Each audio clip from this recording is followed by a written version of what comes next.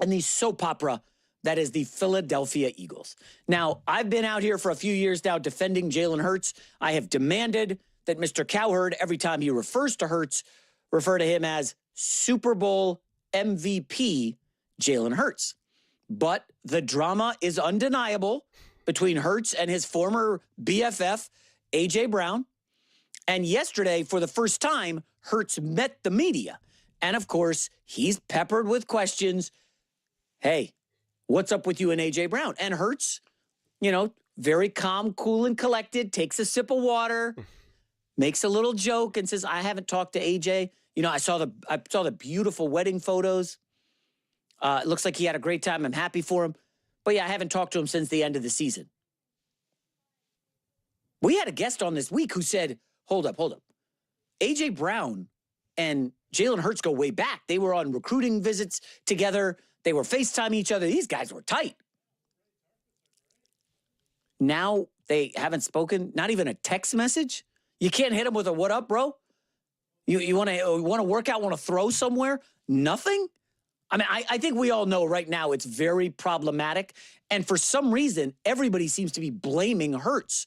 We had James Palmer on the show earlier this week talking about Hurts, and I'm defending him. And you take a listen to James Palmer.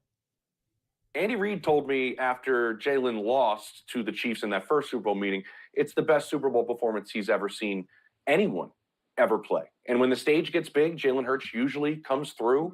I've always been told this, and I think this is the biggest part. If Jalen fully trusts it, he will evolve and he will change. That's what Sean Mannion has to do, is kind of convince Jalen that these are the things we have to do as an organization to be good offensively. And Jalen will buy in if he fully trusts it. Yeah, it's very weird. Just the drama. It's just never ending.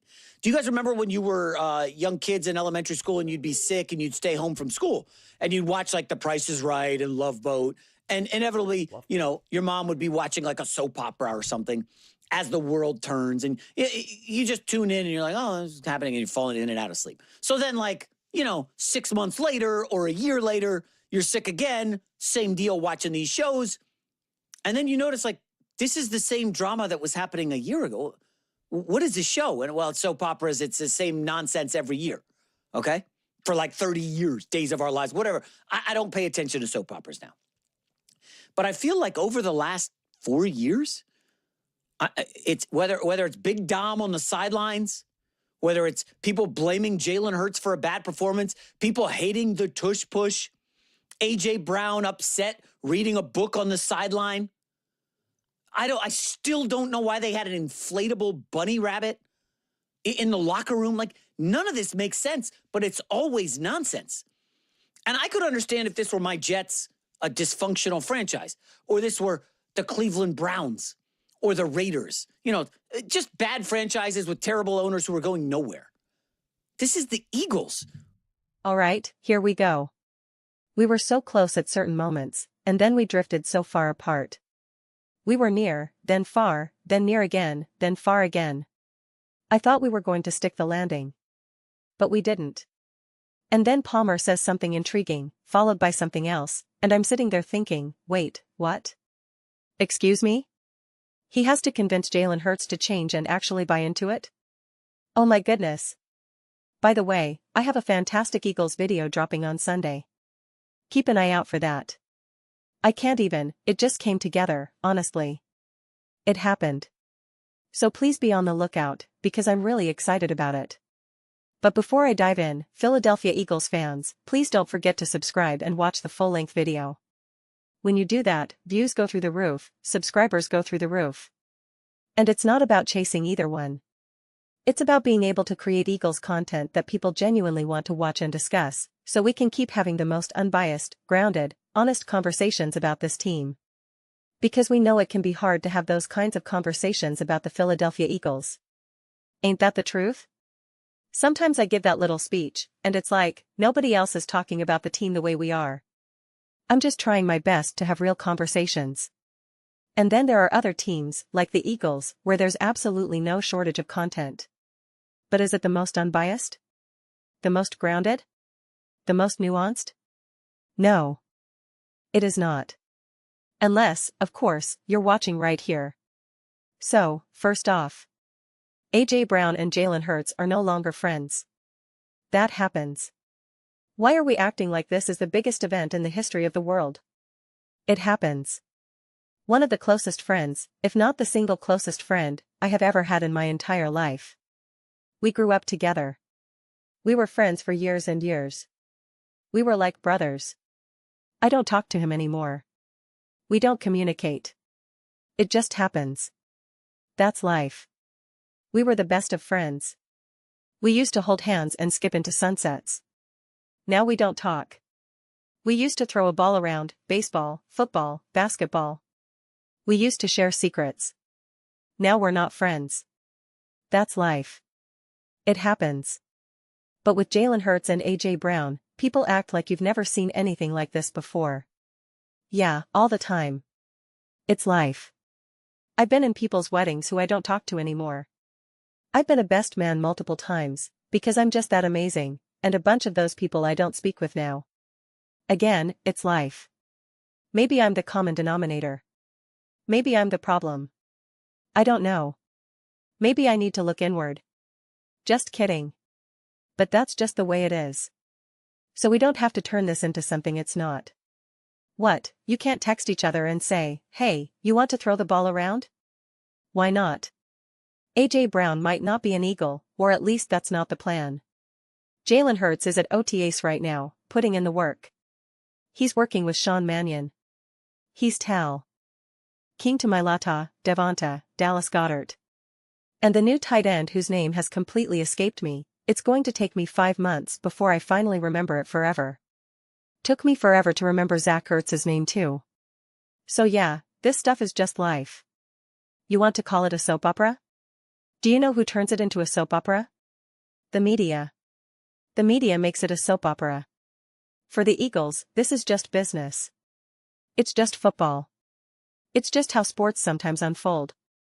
You talk about the Jets or the Browns, and I ask, what's the point of that? There's no point. And Jalen Hurts gets the blame and becomes the focal point because that's the media narrative. I mean, that's flat out the media narrative. You want to know what's also really interesting? Again, this is one of the many benefits of reading so many comments, because I honestly feel like I have a genuinely great grasp on how people feel. This is a legitimate sample size of fans. I'm interacting with actual NFL fans who watch the games. I'm interacting with them daily at a pretty large scale and a high rate. And it's not just centered on the comment section of an ESPN video or something. It's across all different videos, Bills videos, Eagles videos, Chiefs videos. So I think it gives me a really great perception of all this. I really do. And it's something I appreciate tremendously. What I actually find really interesting is that Jalen Hurts undoubtedly has haters. No doubt about it. People leave some of the most absurd comments you could imagine about Jalen Hurts. But the media momentum for criticizing Jalen Hurts is so much louder than the fans. And I'm really separating things here. This is where it gets a little difficult, because I have to draw the lines between Eagles fans, Chiefs fans, Mahomes fans, Lamar fans, Hurts fans. You have to figure out who you're talking to. Every time I read a comment, I have to ask, is this coming from bias? Is this coming from analysis? Is this just fandom? Does this guy just hate me? Does he just want to disagree? Where is all this coming from? But the majority of things that happen with the Eagles that end up being a big deal feel so much more emphasized by the media and the soap opera aspects of it. Take that whole bunny thing for a second. I couldn't care less about that bunny. It meant nothing to me. And yet I remember them making a story about it. And in the comment section, nobody cared. Nobody was talking about it. It didn't matter at all. Even the whole book thing, of course we were all talking about it, but in a very different way. The volume of that conversation was so much lower than what it was in the media. So anything that happens with the Eagles, when it gets filtered through the media's lens, gets magnified and catapulted to the extreme. It's essentially what we see with Mahomes, except it's done in a positive way for him.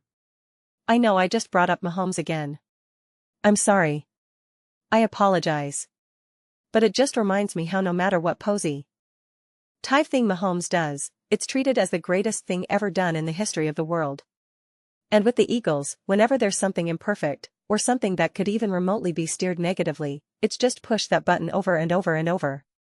And this is the perfect example, AJ Brown and Jalen Hurts no longer really talking. I don't know, man. Whose side should you take? The person who's really mature? The person willing to do whatever it takes to win? The person who just puts his head down and works? Or the guy who throws tantrums, who has thrown multiple tantrums? He threw a tantrum in the 2022 playoffs when nobody was questioning Jalen Hurts' ability. At that point in 2022, nobody was questioning him. They actually weren't. That was the one year, the only season, when nobody was actually questioning Jalen Hurts. Everyone was saying, this guy is great. That's why he was a genuine MVP candidate. Sure, people thought Mahomes was better or deserved MVP over Jalen, but nobody was downplaying Jalen Hurts in that moment. It was the only season he wasn't undercut at every step. And AJ Brown still threw a fit, was still upset, and everybody needed to calm him down. I remember it so vividly. I wish I could remember which game it was, either the Giants game at the end, or the end of the 49ers game. He needed everyone. Jalen needed to talk to him. Devonta needed to talk to him. Nick Sirianni needed to talk to him. And I'm just thinking, are you kidding? Jimmy? I remember thinking, you're going to the Super Bowl. You're going to the NFC Championship game. It's not about you. And ever since that moment, I've been hyper-aware every time someone else scores a touchdown. I immediately try to see what AJ Brown is doing. Is he excited? Is he happy? Is he cheering? Is he dancing with them? What's his mentality? And you know what? Nick the other day said that Patrick Mahomes is the most underrated player, which we all know is insane. Jalen Hurts' unselfishness is easily one of the most underrated aspects, not only to him individually, but in terms of any skill set for any star athlete. So when all of this goes down, you know what? I'm going to lean more toward the more mature person. I have a couple friendships that are just no longer. As I told you before, one of them was probably more my fault. The other was a lot less my fault. One I could say maybe that's 60% me, 40% them. The other I could say maybe 20% me, 80% them. That's just life. And you know what? Just keep on keeping on. That's why I love the Allen Iverson poster I grew up with, a million people are going to love you. A million people are going to hate you. Worry about the ones that love you and keep on stepping.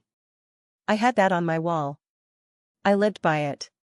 Those are just my thoughts. I'd absolutely love to hear yours. What do you all think about the Philadelphia Eagles?